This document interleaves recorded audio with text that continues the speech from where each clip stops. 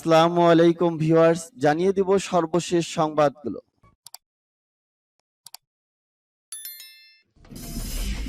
সংবাদের শুরুতেই জানিয়ে দিব সংবাদ শিরোনাম। চীনকে টেক্কা দিতে জাপানের 1000 কিলোমিটার পাল্লার ক্ষেপণাস্ত্র।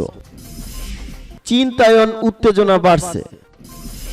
পশ্চিম তীরে 50 স্থাপনা ধ্বংস করেছে ইসরায়েল। 220 ফিলিস্তিনি জীবিকা বন্ধ। তুরস্কের ড্রোন ঠেকাতে আয়রন ড্রোন কিনছে মধ্যপ্রাচ্যের এই দেশ।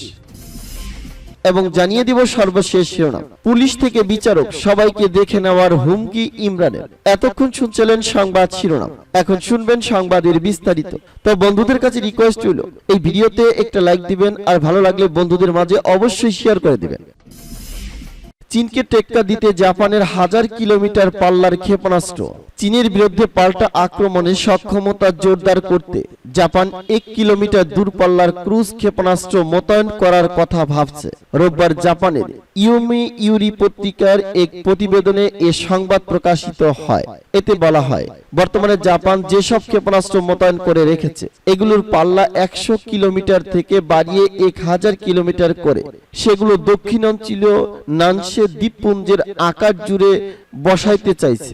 সরকারি সূত্রে বরাত দিয়ে রোববার দৈনিকটির প্রতিবেদনে আরো বলা হয়, টোকিও তাদের এখনকার ক্ষেপণাস্ত্রগুলো আধুনিকায়ন করে পাল্লা 100 কিলোমিটার থেকে বাড়িয়ে 1000 কিলোমিটার করতে চাইছে।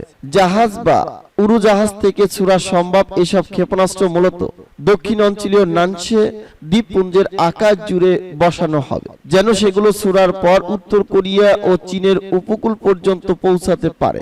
ইয়োমি ইউর এক প্রতিবেদনের বিষয়ে মন্তব্য চাওয়া হলে জাপানের পররাষ্ট্র মন্ত্রণালয়ের প্রতিনিধিরা তাৎক্ষণিকভাবে সাড়া দেয়নি বলে জানিয়েছে বার্তা সংস্থা রয়টার্স। চীন তাইওয়ান উত্তেজনা বাড়ছে। ন্যান্সি পেলোসির সফর থেকে চীন ও তাইওয়ানের মধ্যে উত্তেজনা চলছে। গত রবিবার আমেরিকার কংগ্রেসের কিছু সদস্য ফের তাইওয়ান সফরে এসেছিলেন। তাইওয়ানকে ঘিরে তাই আবারও সামরিক মহড়া চালিয়েছে চীন। তাইওয়ানের প্রতিরক্ষা মন্ত্রণালয় জানিয়েছে, সাম্প্রতিক সেই মহড়া চলাকালীন চীনের ইস্টার্ন থিয়েটার কমান্ড নতুন করে অন্তত 30টি যুদ্ধ বিমান এবং 5টি জাহাজ তাইওয়ান প্রণালীতে মোতায়েন করেছে, যা নিয়ে প্রবল ক্ষুব্ধ তাইওয়ান সরকার। তাইওয়ানের স্থানীয় সংবাদ মাধ্যম জানিয়েছে, গতকাল বিকেল 5টা পর্যন্ত অন্তত 17টি চীনা সামরিক বিমান ও 5টি জাহাজকে তারা অনুসরণ করতে পেরেছে, যার মধ্যে 8টি বিমান তাইওয়ান প্রণালীর মধ্যরেখা অতিক্রম করেছে। আন্তর্জাতিক জল ও আকাশ সীমা আইন অনুযায়ী এই রেখাকে আসলে চীন ও তাইওয়ানের মধ্যে বিভাজন রেখা হিসাবে ধরা হয়, কিন্তু চীন যেহেতু তাইওয়ানকে নিজেদের ভূখণ্ডের অংশ বলে দাবি করে, তাই তারা কোনো দিনই ওই বিভাজন রেখাকে মানে না। তাইওয়ান সরকার জানিয়েছে, পিপলস লিবারেশন আর্মির যে 8টি সামরিক বিমান মধ্যরেখা অতিক্রম করেছিল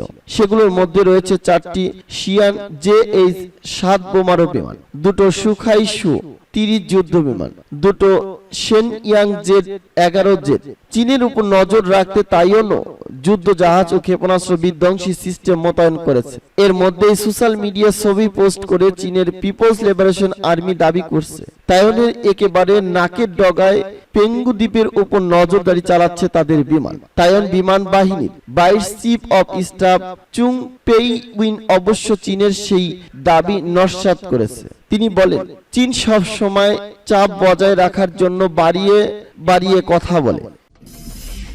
পশ্চিম তীরে 50 স্থাপনা ধ্বংস করেছে ইসরায়েল। 220 ফিলিস্তিনির জীবিকা বন্ধ। ইহুদিবাদী ইসরায়েল জর্ডান নদীর পশ্চিম তীরে মাত্র 2 সপ্তাহের ব্যবধানে ফিলিস্তিনিদের 50টি স্থাপনা গুড়িয়ে দিয়েছে বলে জানিয়েছে জাতিসংঘ।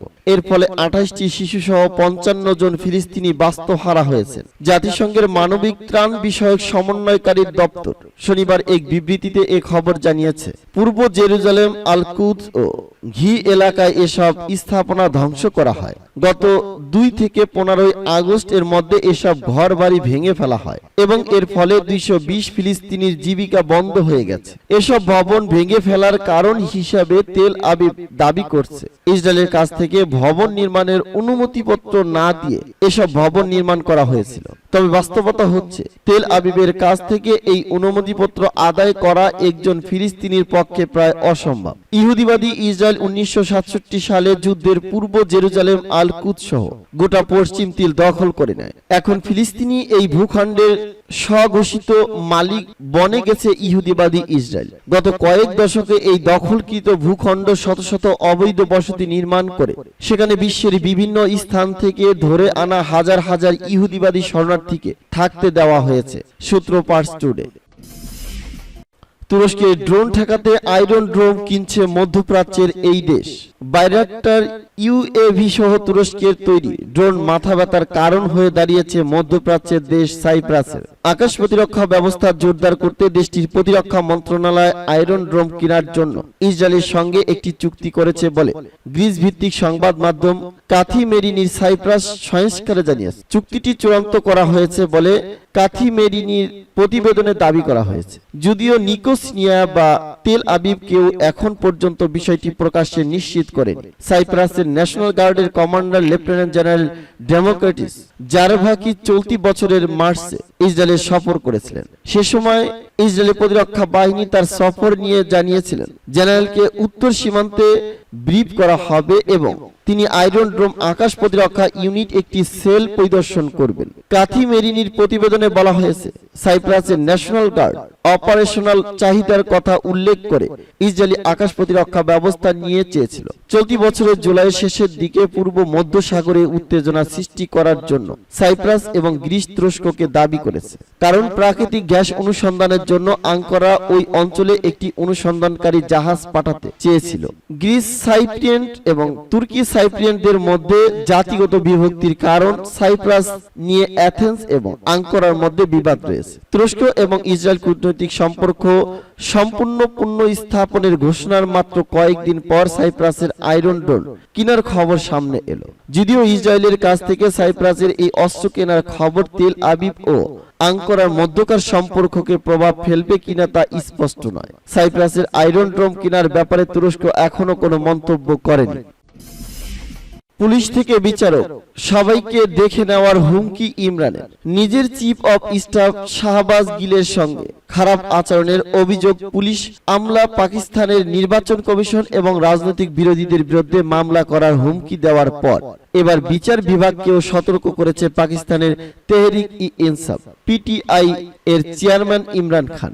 শনিবার ইসলামাবাদে এক সমাবেশে তার দলের প্রতি পক্ষপাতদুষ্ট মনোভাব দেখানোয় এর পরিণতির জন্য বিচার বিভাগকে প্রস্তুত থাকা উচিত বলেও মন্তব্য করেন ইমরান খান। সংবাদ মাধ্যম ডনের খবরে বলা হয় এদিন ইসলামাবাদে সিআরপিএস 144 ধারা এবং এমপিওর 16 ধারা আরোপ করা সত্ত্বেও ইমরান খানের নেতৃত্বে পিটিআই এর বিপুল সংখ্যক নেতাকর্মী দলীয় এই সমাবেশে যোগ দেন। স্থানীয় F9 পার্কের ওই সমাবেশে ইমরান বলেন ইসলামাবাদের পুলিশের অনুরোধে অতিরিক্ত জেলা ও দায়রা জজ জেবা চৌধুরী শাহবাজ গিলের দুদিনের শারীরিক রিমান্ড মঞ্জুর করেছেন। তার নিজেকে প্রস্তুত করা উচিত, কারণ তার বিরুদ্ধে ব্যবস্থা নেওয়া হবে। এর আগে গত 18 আগস্ট ইসলামাবাদ থেকে শাহবাজ গিলকে গ্রেফতার করে পুলিশ। রাষ্ট্রবিদ্রোহের অভিযোগে তার বিরুদ্ধে বানিগালা থানায় একটি মামলা করা হয়েছে। অন্য অভিযোগ ছাড়াও এফআইআর এ রাষ্ট্রীয় প্রতিষ্ঠান ও তাদের প্রধানের বিরুদ্ধে জনগণকে উস্কানি দেওয়ার ধারা যুক্ত করা হয়েছে। এদিকে পাকিস্তানের সাবেক প্রধানমন্ত্রী ইমরান খানের বক্তব্য টিভি চ্যানেলে সরাসরি সম্প্রচার নিষিদ্ধ করেছে দেশটির ইলেকট্রনিক মিডিয়া নিয়ন্ত্রক সংস্থা। রাষ্ট্রীয় প্রতিষ্ঠান ও সরকারি কর্মকর্তাদের গুরুতর পরিণতির হুমকি দিয়ে বক্তব্য দেওয়ার অভিযোগের ভিত্তিতে এ নিষেধাজ্ঞা দেওয়া হয়েছে।